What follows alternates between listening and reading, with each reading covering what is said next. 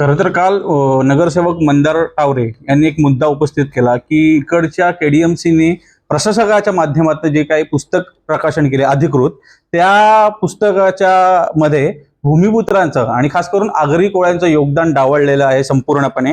आणि ते योगदान डावळल्यामुळे आम्ही इथे उपस्थित झालेलो आहोत आणि इकडचे सगळे स्थानिक भूमिपुत्र आहोत आणि आमची आगरी ग्रंथालय चळवळ याच्या वतीने आम्ही महापौरांना भेटलो आणि त्यांना निवेदन दिलं की हे पुस्तक त्वरित रद्द करा आणि त्याचं पुनर्लेखन करा. सोबतच ही जे पुस्तकाची समिती होती त्यांनी जो काही भूमिपुत्रांचा अपमान केला त्याची माफी मागावी आणि ती नवीन समिती त्यासाठी नेमावी आणि जी जुनी समिती आहे तिची सखोल चौकशी व्हावी, अशा प्रकारे आपण त्यांना निवेदन केलं आणि त्याचा आपल्याला सकारात्मक प्रतिसाद महापौरांनी दिलेला आहे.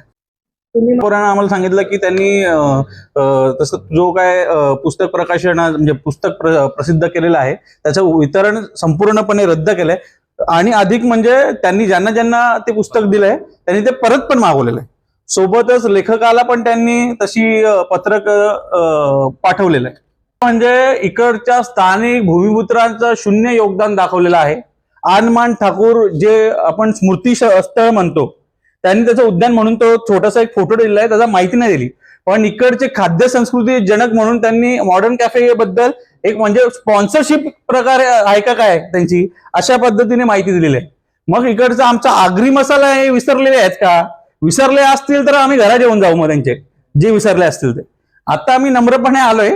जर त्यांनी त्या पद्धतीने आम्हाला सहकार्य नाही केलं तर आमचे गजानन दादा आहेत युवा मोर्चाचे, आंदोलनाने एक्सपर्ट आहे आणि मग आता दुसरा आगरी बोलला तर दुसरी गोष्ट करायची गोष्टच नाहीये. मग आगरी ना उगरी, मग त्यात गोष्ट नाही. अशी एक मागणी केलेली आहे की केडीएमसी द्वारे म्हणजे कल्याण डोंबिवली महानगरपालिकेच्या माध्यमातून इथे स्मार्ट आगरी ग्रंथालयाची स्थापना व्हावी, ही अशी आपण अधिकृत मागणी केली. जे मराठी शासन महाराष्ट्र शासन धोरण 2024च्या अंतर्गत होऊ शकतं. ही बोली भाषेचं जतन व्हावं. इकडच्या ज्या कोणत्या बोलीभाषा आहेत, मग आगरी, कोळी, कुणबी, आदिवासी जे इकडचे भूमिपुत्र आहेत त्यांच्या बोलीभाषेचा सन्मान व्हावा. मग त्यातले धवला गीत असतील, पारंपरिक गीत असतील. मग धवला हा असा प्रकार आहे जो आगरी समाजातही आहे, आदिवासी समाजातही आहे, कोळी समाजातही आहे. म्हणजे इकडच्या सगळ्या भूमिपुत्रांच्या ज्या धवलारिणी आहेत यांचं जे पुरातन साहित्य आहे जे लिखित स्वरूपात नाही, हे आपण जतन करावं. त्याची ऑडिओ लायब्ररी पण असेल, ई लायब्ररी पण असेल, असा पूर्ण हा प्रस्तावच आपण त्यांना दिलेला आहे महापौरांना.